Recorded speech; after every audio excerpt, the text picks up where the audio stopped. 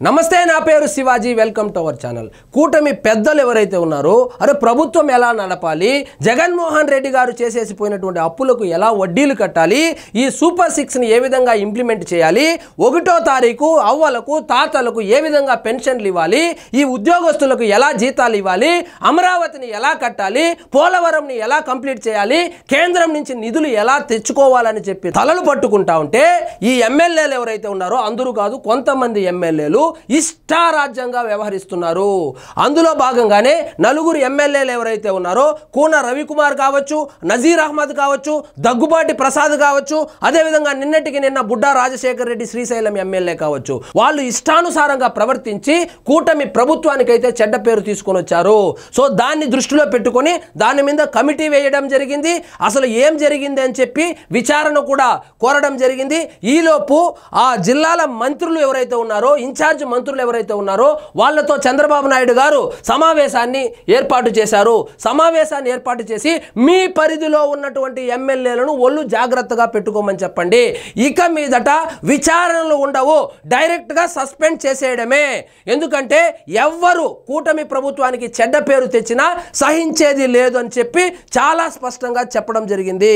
ఆయన ఎప్పటి నుంచో చెప్తా ఉన్నాడు, దయచేసి దందాలు చేయొద్దండి, వైన్ షాపుల జోలికి వెళ్ళొద్దండి, బార్ల జోలికి వెళ్ళొద్దండి, ముఖ్యంగా ప్రభుత్వ ఉద్యోగుల జోలికి వెళ్ళొద్దండి అని పదే పదే పదే చెప్పారు. అసెంబ్లీ సాక్షిగా సాక్షాత్తు ముఖ్యమంత్రి గారైనటువంటి చంద్రబాబు నాయుడు గారు, అదేవిధంగా పవన్ కళ్యాణ్ గారు చాలా స్పష్టంగా చెప్పారు. సో ప్రభుత్వంలో ఉన్నాము కదా అని ఇష్టారాజ్యంగా ప్రవర్తించొద్దండి. ఇలా ప్రవర్తించినందుకే వైఎస్ఆర్సీపీకి ప్రతిపక్ష హోదా కూడా పోయింది. కాబట్టి దయచేసి ఒళ్ళు జాగ్రత్తగా పెట్టుకొని నడుచుకోండి అని చెబితే, కానీ కొంతమంది ఎమ్మెల్యేలు మాత్రము ఆ లైన్ క్రాస్ చేసి వాళ్ళు ఇష్టారాజ్యంగా ప్రవర్తిస్తూ ఉన్నారు. వాళ్ళనైతే గాడిలో పెట్టాలనేటువంటి ఒక నిర్ణయానికి వచ్చినట్లు తెలుస్తుంది. ఎన్నిసార్లు చెప్పినా వినరేం, మీకు ఎన్నిసార్లు చెప్పాలి, చెప్పి చెప్పి చెప్పి నేను అలసిపోతూ ఉన్నానే కానీ మీలో మార్పు కనపడడం లేదు. మీరు ఇదే విధంగా కంటిన్యూ చేస్తే ఇక విచారణలు ఉండదు, డైరెక్ట్గా సస్పెండ్ చేస్తాము, టికెట్ అయితే ఇచ్చేటువంటి పరిస్థితే లేదు. ఎందుకంటే ఎంత కష్టపడి మనం అధికారంలోకి వచ్చామో, అధికారంలోకి వచ్చిన తర్వాత మనం చేసేటువంటి మంచి పని ఏదైతే ఉందో దాన్ని జనాల్లోకి తీసుకొని పోమంటే మీరు చేసేటువంటి చెడు పనుల వల్ల ప్రభుత్వానికి చెడ్డ పేరు వస్తుంది. చెడు వ్యాప్తి చెందినట్లు మంచి వ్యాప్తి చెందదు.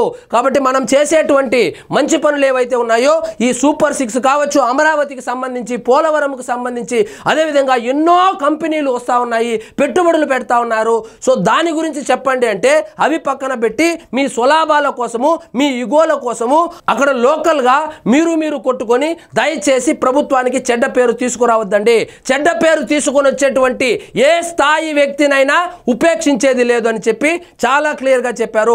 అదేవిధంగా శ్రీశైలం ఎమ్మెల్యే ఎవరైతే ఉన్నారో బుడ్డా రాజశేఖర్ రెడ్డి, ఆయన అటవీ అధికారుల మీద దాడి చేశారనేటువంటి ఒక వార్త రావడము, దాని మీద విచారణ జరగడము, ఆయన మీద కేసులు కూడా బుక్ చేశారు.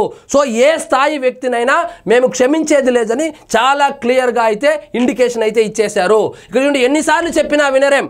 గాడి తప్పుతున్న ఎమ్మెల్యేలపై సీఎం సీరియస్, పునరావృతమైతే కఠిన చర్యలు తప్పవు, ఆ తర్వాత బాధపడి ప్రయోజనం ఉండదు.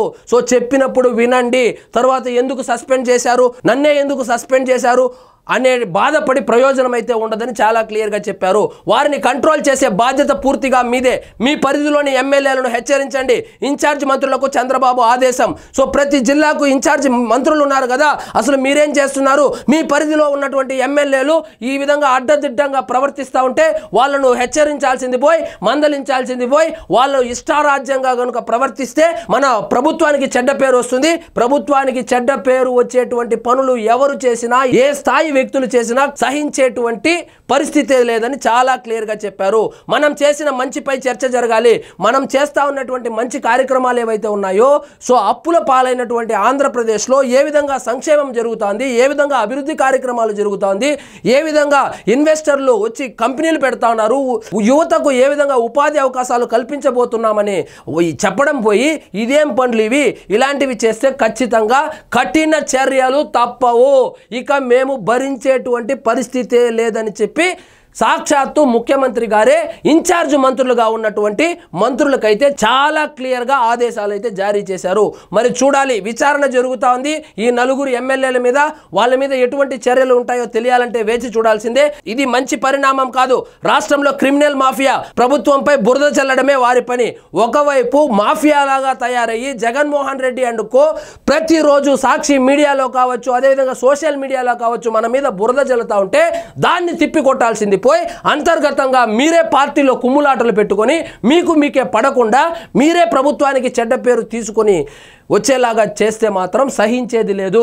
మీరు చేయవలసిందంతా మనం చేసేటువంటి మంచి పనులు ఏవైతే ఉన్నాయో వాటిని ప్రజలకు వివరించండి.